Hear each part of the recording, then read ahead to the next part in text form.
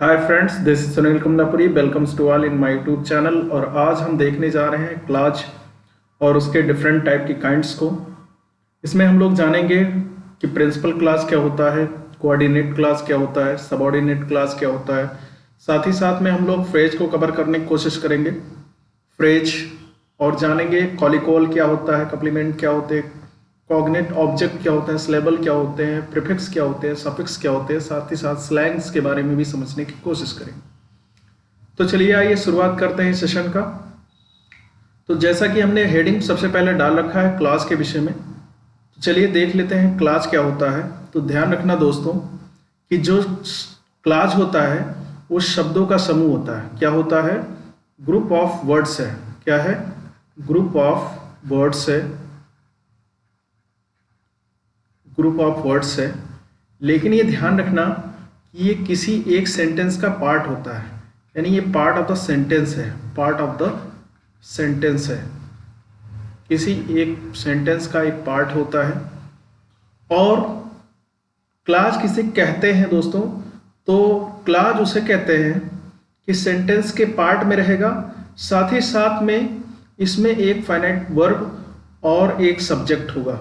यानी एक इसमें विशेषता ये होती है कि एक फाइनाइट वर्ब होगा इसके अंतर्गत में, और साथ ही साथ में एक ही सब्जेक्ट होगा। ठीक है ना? यानी सिंगल सब्जेक्ट इसके अंदर में होगा। क्लियर हो गया? सिंगल सब्जेक्ट होगा। तो ये क्या हमने जाना क्लास क्या होता है? ये पार्ट्स ऑफ द सेंटेंस होता है, पार्ट्स ऑफ द सेंटेंस। और ये शब्दों का समूह होता है, और इसमें एक फाइनाइट वर्ब और एक सिंगल सब्जेक्ट होता है। चलिए एग्जाम्पल के द्वारा समझते हैं कि क्या होता है। देखिए, मान लेते हैं कोई एक एग्जाम्पल लिखते हैं। जैसे कोई एग्जाम्पल ले लेते हैं कि Ram bought a cow, full stop. The cow was black. Clear हो गया? The cow was black. तो यहां पर सेंटेंस में क्या बोला है कि Ram bought a cow, the cow was black. ठीक है ना? तो यहां पर हम लोग देखने पाते हैं क्या कि राम ने एक गाय खरीदा था और गाय कैसी थी? काली थी। ठीक है ना? तो यहां पर हम लोग देख पा रहे हैं कि जो काऊ है यहाँ पर एक सिंगल सब्जेक्ट के रूप में है, और यहाँ पर एक फाइनाइट वर्ब अवेलेबल है इसमें, ये वाज। क्लियर हो गया ना? तो वाज के रूप में एक फाइनाइट वर्ब है और एक सब्जेक्ट है जिससे इसकी पूर्ति हो जा रही है, और ये एक सेंटेंस का भाग है। कंफर्म हो गया? तो ये चीज हमने जाना कि इसको बोलते हैं क्लाज। ठीक है ना?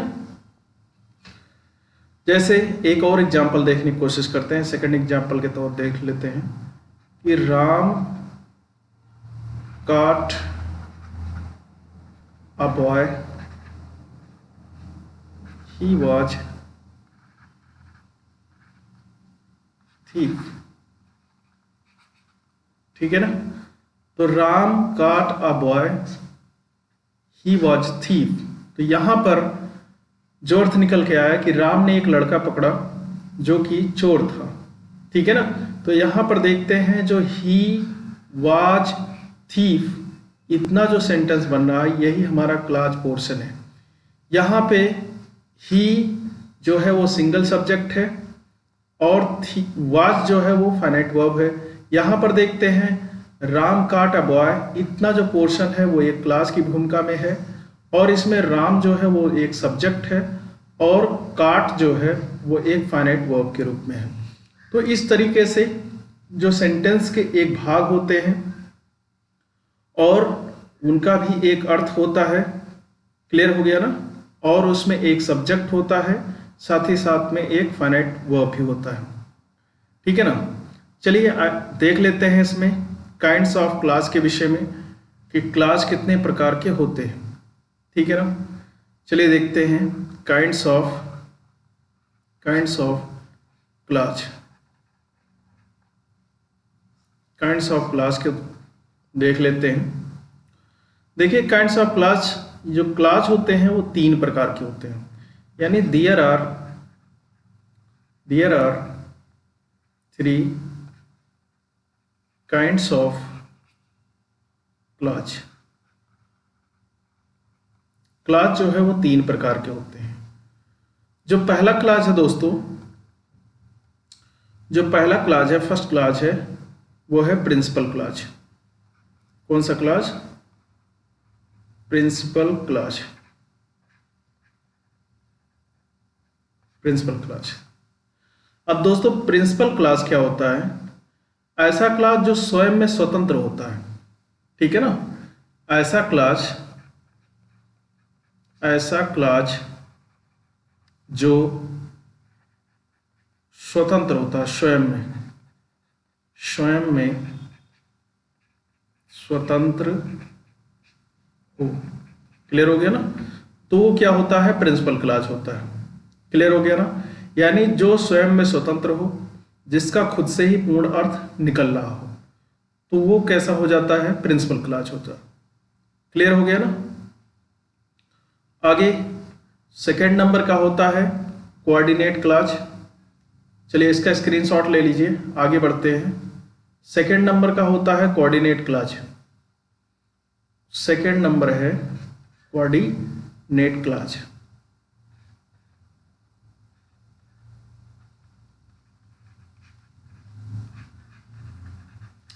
कोऑर्डिनेट क्लास, देखिए कोऑर्डिनेट क्लास क्या होता है कि ये सिंपल सेंटेंस की ही तरह होते हैं जो अन्य क्लास से एंड, बट, फॉर और ईटीसी से जुड़े होते हैं, ठीक है ना। क्या होता है कि ये भी सिंपल सेंटेंस की तरह होते हैं, बिल्कुल, यानी साधारण वाक्यों की तरीके से होते हैं। और ये क्लास जो होते हैं वो एंड, बट, फॉर और ईटीसी के माध्यम से जुड़े होते हैं, ठीक है ना, इत्यादि शब्दों के माध्यम से जुड़े होते हैं। और ये कैसे होते हैं? Simple sentence. क्लियर हो गया ना? ये कैसे होते हैं? सिंपल सेंटेंस होते हैं। ये ध्यान रखिएगा, ये सिंपल सेंटेंस होते हैं और ये एंड, बट, फॉर और एटसेट्रा के माध्यम से जुड़े होते हैं। कंफर्म हो गया? अगला होता है हमारा सब ऑर्डिनेट क्लास, यानी थर्ड नंबर पे आएगा सब ऑर्डिनेट क्लास। सब ऑर्डिनेट क्लास, ये हमारा सब ऑर्डिनेट क्लास। इसमें क्या होता है? यह स्वतंत्र क्लास नहीं है, ठीक है ना। इसका सबसे बड़ा पहचान है कि यह स्वतंत्र क्लास नहीं है, ये ध्यान रखना है। यानी जो हमारा कोऑर्डिनेट क्लास है ये भी स्वतंत्र है और जो प्रिंसिपल क्लास है वो भी स्वतंत्र है, लेकिन जो सब ऑर्डिनेट क्लास है ये पूर्ण स्वतंत्र नहीं है। क्लियर हो गया? जिसका स्वयं का पूर्ण अर्थ नहीं निकलता, ये ध्यान में रखना है कि जो सबऑर्डिनेट क्लास होंगे इसका स्वयं से पूर्ण अर्थ नहीं निकलता। स्वयं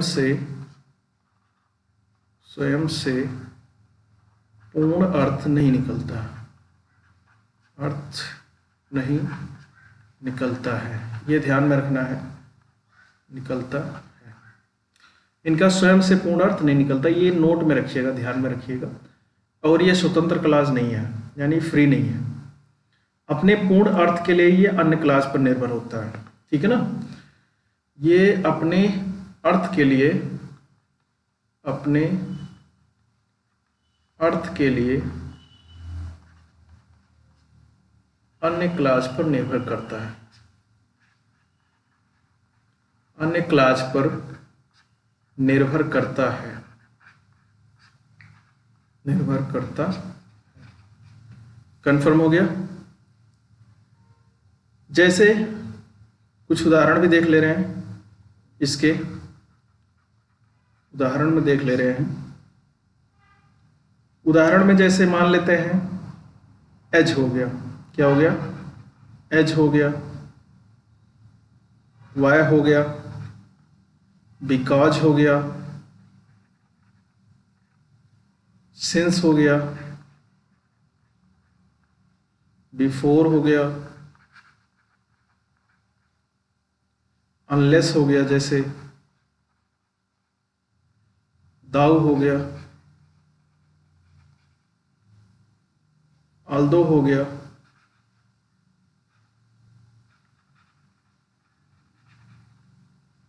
आल्दो हो गया, लीस्ट हो गया, एज सून एज हो गया, प्रोवाइडेड हो गया, एटसेट्रा। ठीक है ना। ऐसे शब्दों के साथ में ये आपस में जुड़े रहते हैं। ठीक है ना। जैसे एज ही सा हिम, ही रहने अवे, इस तरीके से सेंटेंस है, एज ही सा ही, जैसे उसने उसे देखा, वह दौड़ा या भागा। ठीक है ना। तो इस तरीके से ही सेंटेंसेस मिलेंगे इसमें, जिसमें as, why, because, since, before, unless, though, although, lest, as soon as, provided इत्यादि शब्दों के साथ में जुड़े होते हैं, और ये तब जाके अपना अर्थ निकालते हैं, यानी दूसरे क्लास के माध्यम से ये अपने अर्थों को ज्ञात करते हैं। कन्फर्म हो गया। अच्छा, ध्यान में रखिएगा कि सबऑर्डिनेट क्लास को उसके कार्य के आधार पर 3 भागों में वर्गीकृत किया गया है। ठीक है ना। यानी सबऑर्डिनेट को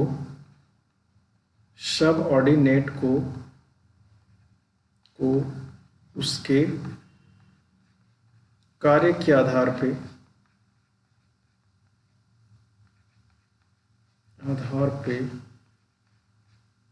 3 भागों में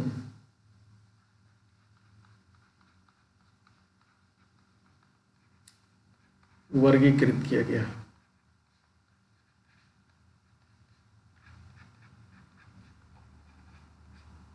तीन भागों में वर्गीकृत किया गया। कौन कौन से हैं? नाउन क्लास है, एडजेक्टिव क्लास है और एडवर्ब क्लास है। क्लियर हो गया ना? पहले इसका स्क्रीनशॉट ले लीजिए। ठीक, ओके। तो कौन कौन सा है दोस्तों? नाउन क्लास है जो नाउन के माध्यम से होगा, एडजेक्टिव क्लास है जो एडजेक्टिव के माध्यम से जुड़ेगा, और एक होता है एडवर्ब क्लास, 3rd नंबर पे एडवर्ब क्लास। कंफर्म है ना? ये सब ऑर्डिनेट क्लास के प्रकार हैं, ठीक है ना, उनके कार्य के आधार पे। कंफर्म हो गया? तो हमने क्या जाना? क्लास क्या होता है? शब्दों का समूह होता है, ठीक है ना, जिसका एक सब्जेक्ट होता है, जिसका एक फाइनाइट वर्ब होता है। इसके काइंड्स जाने 3 प्रकार के होते हैं, principal, coordinate, subordinate. Principal class और कोऑर्डिनेट क्लास दोनों स्वतंत्र होते हैं, जिनका पूर्ण अर्थ होता है, ठीक है ना। प्रिंसिपल क्लास में स्वयं से फ्री रहते हैं, पूर्ण अर्थ इनका निकलता है। कोऑर्डिनेट क्लास जो है दूसरे अन्य क्लासों के माध्यम से संयुक्त होते हैं, एंड, बट, फॉर, आर इत्यादि जो है अक्षरों के साथ में इनका इंक्लूड रहते हैं आपस में। सबऑर्डिनेट क्लास आपस में स्वतंत्र नहीं होते हैं और इनका जो है स्वयं से पूर्ण अर्थ नहीं निकलता है, ये अपने पूर्ण अर्थ के लिए जो है वो अन्य क्लास पर निर्भर होते हैं। इसमें कुछ शब्दों को हमने जान लिया, जैसे as, why, because, since, for, unless, although या लेस्ट या सोन एज, इस तरीके से कुछ शब्दों के विषय में भी जाना। फिर हमने जाना कि सबऑर्डिनेट क्लास को जो है उसके कार्यों के आधार पे 3 भागों में बांट दिया जाता है, नाउन, एडजेक्टिव और एडवर्ब के रूप में। चलिए फ्रेज देख ले रहे हैं कि फ्रेज क्या होता है। फ्रेज के विषय में देख ले रहे हैं। फ्रेज देखिए, शब्दों का ऐसा समूह जिसका कुछ अर्थ तो निकलता है लेकिन पूर्ण अर्थ नहीं निकलता है, फ्रेज कहलाते हैं। ये ध्यान रखिएगा, शब्दों का ऐसा समूह जिसका कुछ अर्थ तो निकलता है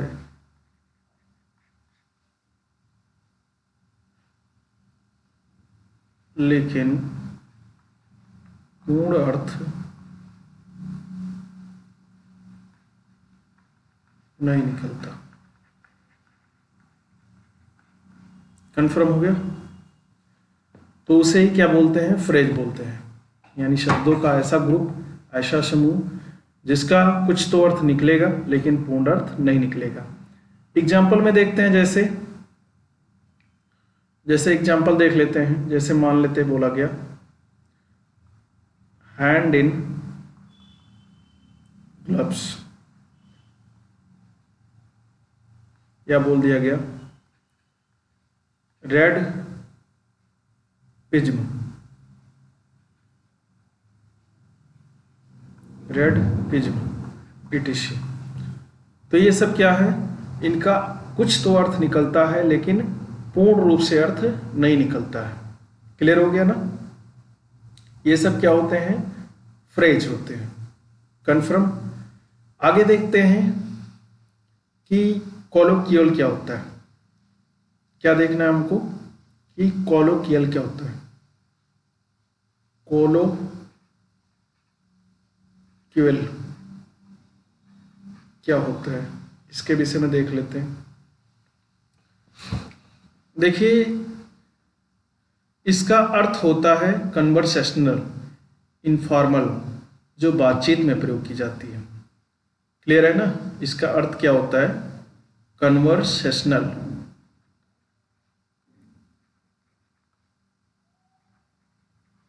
कन्वर्सेशनल यानी जो बातचीत में प्रयोग की जाती है, या इनफॉर्मल बोल सकते हैं, इनफॉर्मल।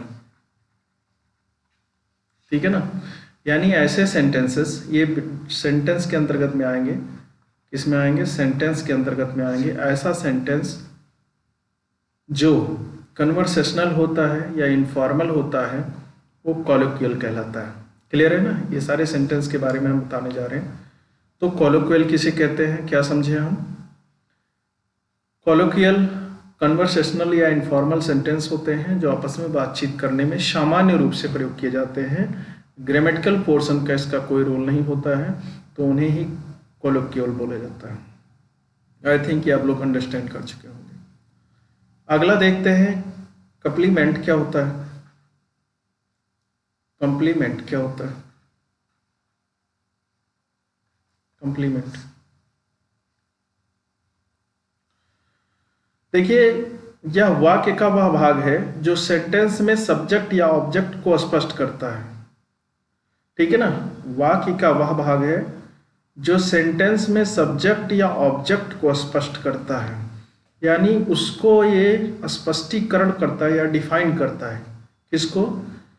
सब्जेक्ट को या फिर ऑब्जेक्ट को। ठीक है ना? यानी वाक्य का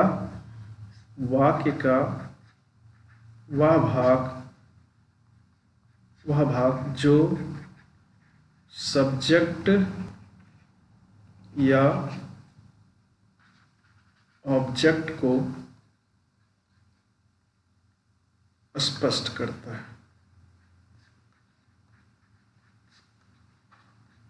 तो किसी भी सेंटेंस में सब्जेक्ट या ऑब्जेक्ट को स्पष्ट करने वाले वाक्य के भाग को हम लोग बोलते हैं कॉम्प्लीमेंट।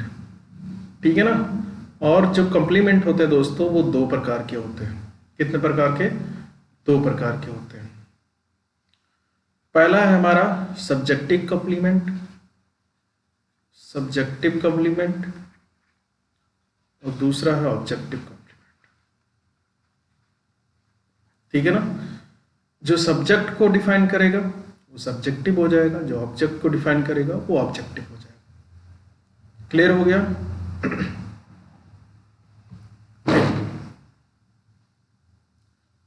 देखते हैं कॉग्नेट ऑब्जेक्ट क्या होता है। अगला एक देखते हैं, अगली हेडिंग, कॉग्नेट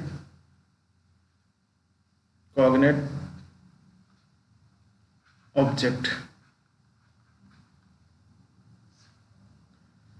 देखिए, जब वाक्य में वर्ब के मीनिंग की सिमिलरिटी में ऑब्जेक्ट का प्रयोग होता है तो ऐसे ऑब्जेक्ट कॉग्नेट ऑब्जेक्ट कहलाते हैं। क्या होता है, जब कोई वाक्य है और उसमें वर्ब के मीनिंग की सिमिलरिटी में यानी उसके समान में ऑब्जेक्ट का प्रयोग होता है, तब ऐसे ऑब्जेक्ट को कॉग्नेट ऑब्जेक्ट कहते हैं। ये ध्यान में रखिएगा कि किसी भी सेंटेंस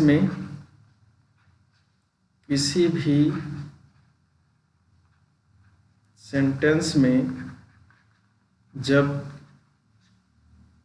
ऑब्जेक्ट वर्ब की तरह अर्थ या मीनिंग दिखाता है तो उसे कॉग्नेट ऑब्जेक्ट कहते हैं। ठीक है ना, कई बार पूछा जाता है पेपर में कि कॉग्नेट ऑब्जेक्ट से क्या समझते हैं। तो कॉग्नेट ऑब्जेक्ट ऐसे ऑब्जेक्ट होते हैं जो किसी भी सेंटेंस में वर्ब की तरह रिएक्ट करते हैं। क्लियर हो गया? जैसे मान लेते हैं, इसका एग्जाम्पल एक देख ले रहे हैं। जैसे राम sang a song, ठीक है ना। तो यहां पर sang a song, sang a song ये आपस में कॉग्नेट है। ठीक है ना, तो यहां पर ये कॉग्नेट की भूमिका में हो गया। ये कन्फर्म। अगला देखते हैं सिलेबल क्या होता है। सिलेबल क्या होता है? देखिए, वर्ड का वह भाग जो एक बार में बोला जाता है उसको सिलेबल बोलते हैं। वर्ड का वह भाग जो एक बार में बोला जाता है या बोल सकते हैं, सिलेबल कहलाता है।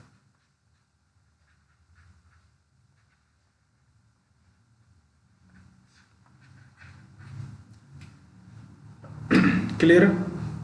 यानी किसी भी शब्द का जब हम लोग उच्चारण करते हैं तो एक बार में जितना हम बोल ले जाते हैं किसी शब्द के एक भाग को, उसी को बोलते हैं सिलेबल। क्लियर हो गया? तो जो सिलेबल होते हैं वो 3 प्रकार के होते हैं, यानी इनके 3 रूप हैं। कितने रूप है दोस्तों? 3 रूप हैं। देखिए 3 रूप कौन कौन से हैं। जैसे पहला है हमारा वन सिलेबल। इसके उदाहरण को भी देख ले रहे हैं। जैसे रन, तो रन को हम एक ही बार में बोल पा रहे हैं। सिट, इसमें एक ही सिलेबल है। कम, इसमें एक ही सिलेबल है। गो, इसमें एक ही सिलेबल है। माई, ये सब क्या है? एक सिलेबल वाले हैं। ठीक है ना, सिंगल सिलेबल वाले। अगला आ जाता है हमारा 2 सिलेबल वाला। दूसरा 2 सिलेबल का, ठीक है ना, 2 सिलेबल का आ जाता है। इसमें जैसे एग्जाम्पल देखते हैं, जैसे आपका है मंडे। ठीक है ना, क्या है दोस्तों? मंडे। तो मन और डे, ठीक है ना, इस तरीके से बनता है 2 सिलेबल में। जैसे बोला गया, मान लेते हैं 14, तो यहाँ पे 4 और 3, ठीक है ना, 15। तो इस तरीके से 15, ये 2 सिलेबल वाले हो जाते हैं, इटसेट्रा। तो ऐसे ही बहुत सारे मिलेंगे। आगे word with more than 2 syllable. Word with more than 2 syllable.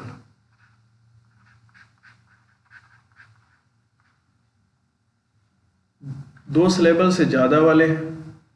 जैसे वंडरफुल, कौन सा? वंडरफुल, कंफर्म हो गया ना।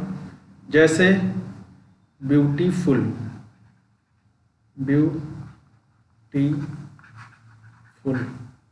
जैसे डेमोक्रेसी, डेमोक्रेसी। क्लियर हो गया ना। तो ये सब क्या है, मोर देन 2 सिलेबल वाले सिलेबल है। कंफर्म। तो इस तरीके से हमने जान लिया है सिलेबल क्या होता है। वर्ड का वह भाग जो एक बार में हम लोग बोल जाते हैं उसी को सिलेबल बोलते हैं। कॉग्नेट ऑब्जेक्ट किसे कहते हैं?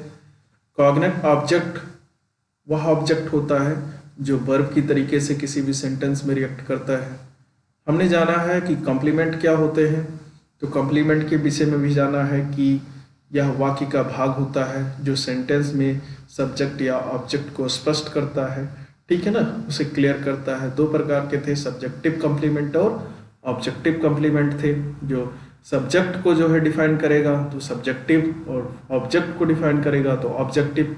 हमने जाना कॉनिक्यूअल क्या होता है, तो इसका अर्थ हमने जाना था कि कन्वर्सेशनल या इनफॉर्मल सेंटेंस को ही हम लोग कॉलिक्यूअल बोलते हैं, यानी जो सामान्य बातचीत करते हैं आपस में कन्वर्सेशन करने के लिए, तो उसको बोलते हैं कॉलिक्यूअल।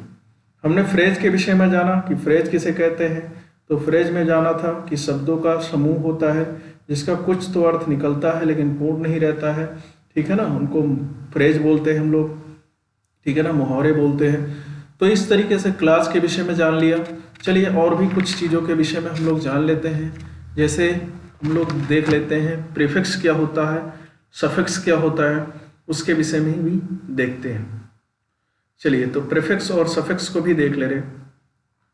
सबसे पहले देख लेते हैं प्रीफिक्स को। जैसे देखो नाम से ही कंफर्म हो रहा है, प्री यानी पहले, ठीक है ना, तो यह मूल शब्द के साथ शब्द में सबसे पहले जुड़कर नए शब्द का निर्माण करता है। ध्यान रखना क्या होता है, मूल शब्द में जुड़ता है, मूल शब्द में सबसे पहले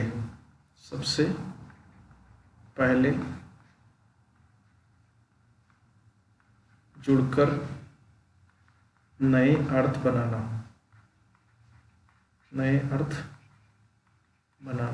क्लियर हो गया। तो मूल शब्द में जुड़ता है और वहां पर एक नया अर्थ निकालता है। जैसे एग्जाम्पल में देखते हैं प्रीफिक्स के अंतर्गत में कौन कौन से आते हैं। जैसे इम हो गया, तो इम जोड़ते हैं पॉसिबल में, इम्पॉसिबल हो जाता है। इन है, इनको जोड़ते हैं, अन जोड़ते हैं, ठीक है ना, या ईएन जोड़ते हैं, या डिस जोड़ते हैं, या फिर इम जोड़ते हैं, इत्यादि शब्दों को जोड़ करके हम प्रीफिक्स के रूप में जोड़ करके एक नया अर्थ बनाते हैं, ठीक है ना। जैसे टचबल का अनटचबल हो जाता है, करेज का इनकरेज हो जाता है, या डिस्करेज हो जाता है, ठीक है ना, ऑनेस्ट का डिसऑनेस्ट हो जाता है, इमिग्रेट का इमिग्रेट हो जाता है। तो इस तरीके से जो है हम लोग प्रीफिक्स का प्रयोग करके जो है नए शब्द को निर्मित करते हैं। ये हमने प्रीफिक्स में ये जाना, ये शब्द में सबसे पहले जुड़ते हैं और फिर उसके अर्थ में परिवर्तन कर देते हैं। चलिए देख लेते हैं सफिक्स को भी, साथ ही साथ में सफिक्स को भी देखते हुए चलते हैं। देखिए सफिक्स, तो यह मूल शब्द के साथ लगे होते हैं और एक नए शब्द का निर्माण करते हैं। मूल शब्द के साथ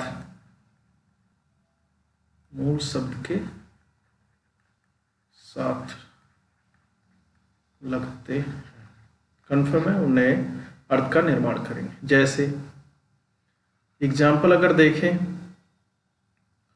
तो एग्जाम्पल में जैसे एज हो गया, ओल्ड एज, ठीक है ना, इड हो गया, IST हो गया,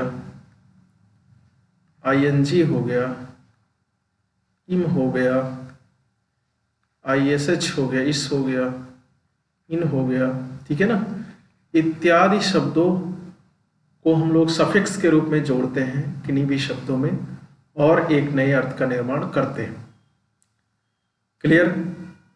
तो ये सब मूल शब्द के साथ यानी पीछे के साइड में लगते हैं सब किसी भी शब्द के। आगे देख लेते हैं स्लैंग कि स्लैंग क्या होता है। स्लैंग के विषय में जान लेते हैं। चलिए इसका स्क्रीनशॉट ले लीजिए। ओके, आगे देख लेते हैं स्लैंग किसे कहते हैं। क्या देखने जा रहे हैं? स्लैंग। देखिए, जो स्लैंग होता है वो पूर्ण परिचित व्यक्तियों के साथ में बातचीत होता है। पूर्ण परिचित व्यक्तियों द्वारा बातचीत, ठीक है ना। जब पूर्ण परिचित व्यक्ति होते हैं आपस में, जिनका मेल मिलाप काफी ज्यादा होता है, तो आपस में कुछ अनौपचारिक शब्दों का प्रयोग करते हैं। कैसे शब्दों का? अनौपचारिक शब्दों का प्रयोग करते हैं। उन्हीं अनौपचारिक शब्दों को ही स्लैंग बोलते हैं। यानी कुछ गाली जैसे शब्दों का प्रयोग करते हैं। गाली जैसे शब्दों का प्रयोग करते हैं, जैसे शब्दों का प्रयोग करते हैं उसे ही हम लोग बोलते हैं स्लैंग। कन्फर्म हो गया ना? तो यानी पूर्ण परिचित व्यक्तियों द्वारा प्रयुक्त अनौपचारिक विशेष शब्द, एक्सप्रेशन या सामान्य रूप से गाली जैसे शब्द को हम लोग स्लैंग बोलेंगे। कन्फर्म हो गया? ठीक है ना।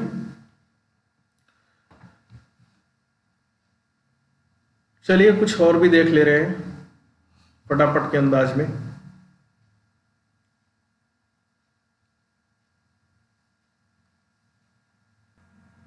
आगे देख लेते हैं सेंटेंस के जो विभिन्न प्रकार हैं, सिंपल, कंपाउंड, कॉम्प्लेक्स और मिक्स्ड। तो मिक्स सेंटेंस क्या होते हैं, कॉम्प्लेक्स क्या होते हैं, कंपाउंड क्या होते हैं, सिंपल क्या होते हैं, उसको भी देख ले रहे हैं। चलिए देखते हैं। तो देखिए, हम लोग जानने जा रहे हैं, सेंटेंस को देखने जा रहे हैं। और सेंटेंस में पहला देखने जा रहे हैं हम लोग सिंपल सेंटेंस को। कौन से सेंटेंस दोस्तों? सिंपल सेंटेंस को देखने जा रहे हैं।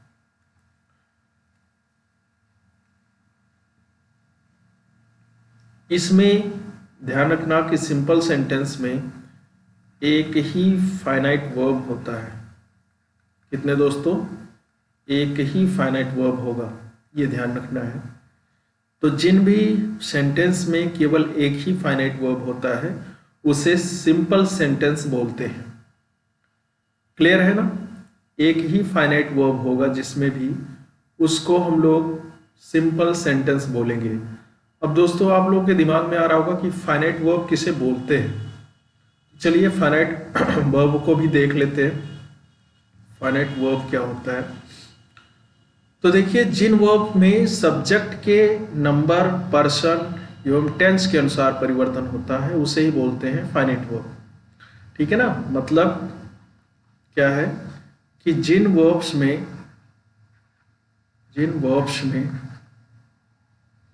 सब्जेक्ट के नंबर, पर्सन एवं टेंस के अनुसार परिवर्तन होता है। ठीक है ना। परिवर्तन होता है उन वर्ब को हम लोग फाइनाइट वर्ब बोलते हैं। कंफर्म हो गया? आशा करता हूं ये समझ में आ गया होगा फाइनाइट वर्ब। चलिए, तो हमने ये जाना कि ऐसे सेंटेंस जिसमें एक ही फाइनाइट वर्ब होगा वो सिंपल सेंटेंस होंगे। चलिए दूसरा देखते हैं। दूसरा हमारा है कंपाउंड सेंटेंस। सेकंड नंबर पे कंपाउंड सेंटेंस है।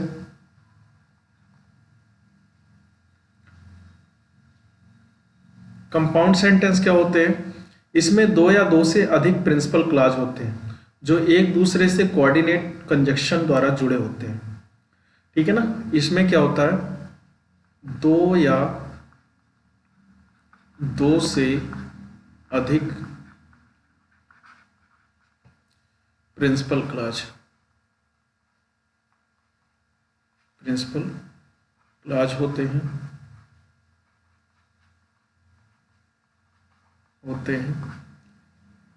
जो एक दूसरे से कोऑर्डिनेट कंजक्शन द्वारा जुड़े होते हैं, जो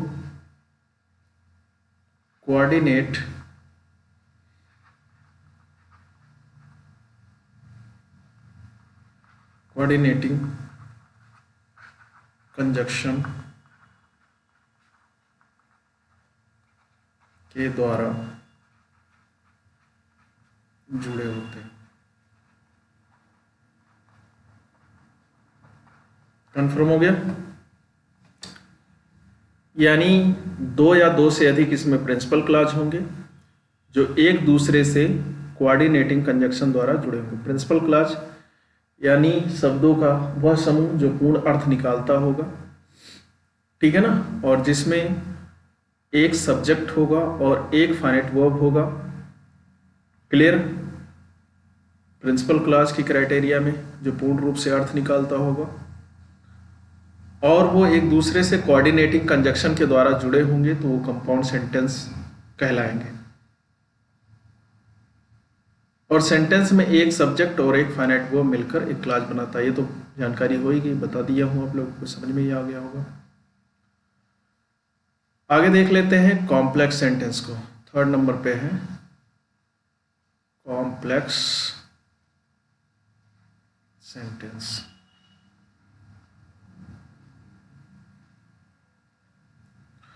इसमें कम से कम एक प्रिंसिपल क्लॉज तथा एक या एक से अधिक सबऑर्डिनेट क्लॉज होता है।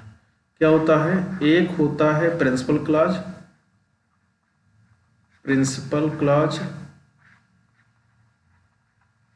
प्लस एक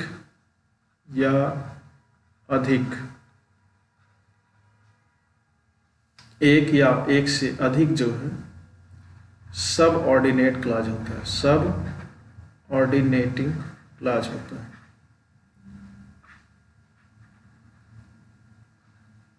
कंफर्म? क्लॉज होता है यानी एक प्रिंसिपल क्लॉज होगा और एक से अधिक जो है सबऑर्डिनेटिंग क्लॉज होगा। ठीक, तो ऐसे सेंटेंस को हम लोग कॉम्प्लेक्स सेंटेंस बोलेंगे। अब सबऑर्डिनेट क्लॉज को बताया गया है कि ये स्वतंत्र क्लॉज नहीं होते, इनका पूर्ण अर्थ स्वयं से नहीं निकलता है, ठीक है ना। As, why, because, since, before, unless इत्यादि वर्डों के माध्यम से आपस में जुड़े होते हैं। कंफर्म हो गया? तो कॉम्प्लेक्स सेंटेंस क्या जाना कि इसमें कम से कम एक प्रिंसिपल क्लॉज होगा तथा एक या एक से अधिक सबऑर्डिनेट क्लॉज होंगे। अगला है फोर्थ नंबर का है हमारा मिक्स्ड सेंटेंस। चौथे नंबर पे क्या है? Mixed sentence. देखिए मिक्स सेंटेंस क्या होते हैं? ऐसे सेंटेंस जो सिंपल, कंपाउंड या कॉम्प्लेक्स से अलग होते हैं। कैसे? जो सिंपल, ना तो वो सिंपल होंगे, ना ही कंपाउंड होंगे, और ना ही कॉम्प्लेक्स होंगे, ठीक है ना। जो ना तो सिंपल होंगे, ना कंपाउंड होंगे और ना कॉम्प्लेक्स होंगे, उन सेंटेंसेस को हम लोग मिक्स्ड सेंटेंसेस बोलते हैं। कंफर्म? तो चलिए आज बस यही खत्म करते हैं क्लास को। मिलेंगे नेक्स्ट वीडियो में, तब तक के लिए नमस्कार, जय हिंद।